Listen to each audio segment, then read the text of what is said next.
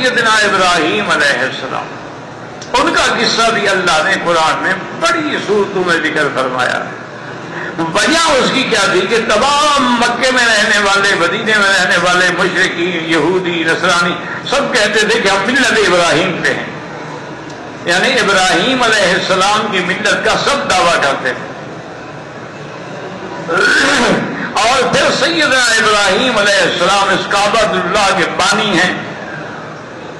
پھر سیدنا ابراہیم علیہ السلام حضور صلی اللہ علیہ وسلم کے جد امجد ہیں۔ تو اس لیے بھی اللہ نے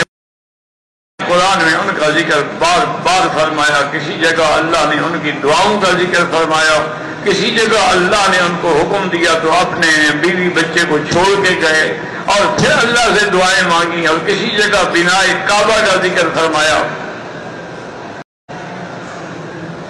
اور پھر اللہ تعالیٰ نے ان کی قربانیوں کا ذکر فرمایا کہ جو جو ہم نے ان پہ امتحان ڈالا ابراہیم سچا اور پکا نکلا۔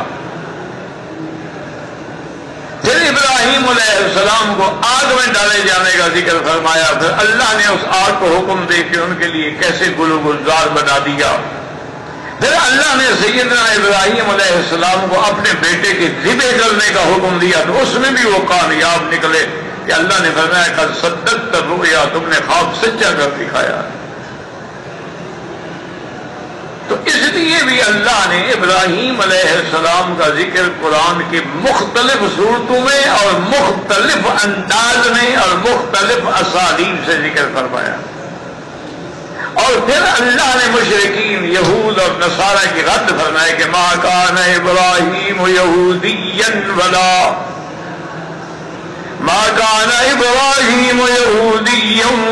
نصرانیا ولكن كان حنيفا مسلما وما كان من المشركين۔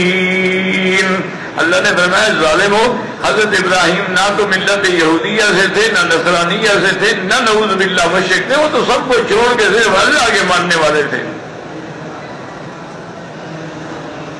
تو اس لیے سیدنا ابراہیم کا ذکر بھی بار بار ہے۔